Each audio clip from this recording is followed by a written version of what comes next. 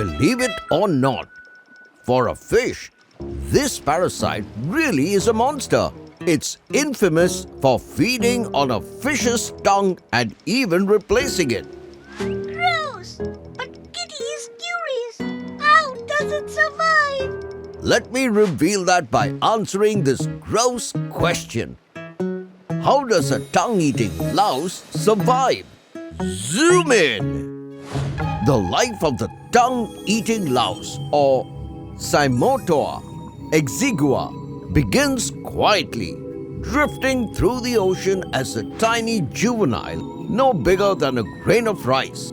It swims freely, living off stored energy, searching for just the right signal.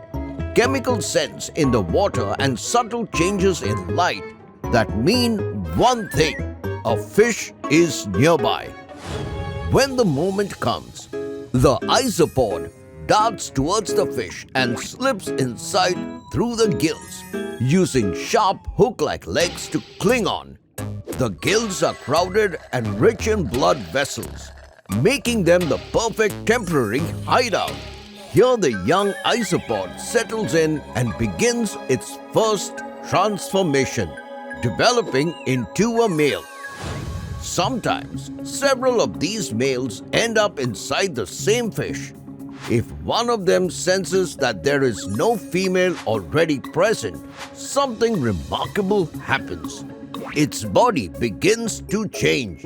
This male grows larger, its reproductive organs reorganize, and it becomes a female through a process called protandric hermaphroditism, a key adaptation that makes the beginning of the parasite's most disturbing phase.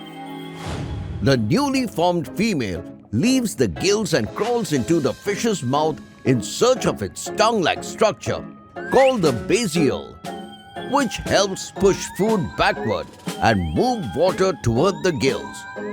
The isopod climbs onto the structure using its back legs and anchors itself firmly in place. Once attached, the parasite begins feeding on blood from the basiole.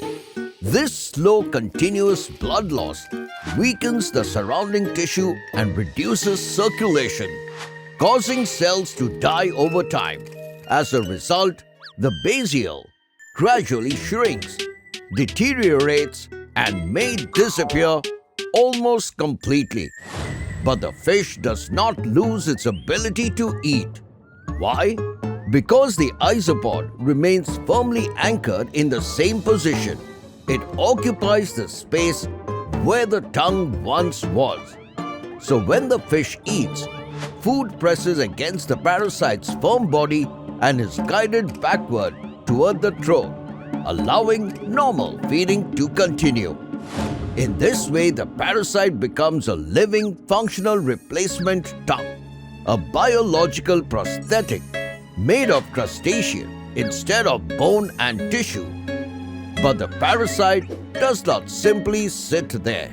It continues to feed on blood and mucus to survive. Meanwhile, male isopods remain in the gills, occasionally traveling to the mouth to mate. The female carries hundreds of developing young in a brood pouch beneath her body. When they are ready, she releases them into the water and the cycle begins again. Despite this unsettling arrangement, the fish may survive for years, though often with slower growth or anemia. As disturbing as it sounds, this strange partnership shows just how far evolution can push the boundaries of life. Trivia time! Did you know the tongue-eating isopod is just one of nearly 400 species of cymothoid isopods? Also, it is related to crabs, lobsters, and even billbugs. To be a part of our fun journey, please like and subscribe to our channel and follow our Instagram handle @Dr Binocs Show. It's sketching time! Today's sketch of the day goes to Siri Hasini. Hope you learned something amazing today. Until next time, it's me, Dr. Binocs, zooming out. So, Kitty, that's how the louse eats the tongue.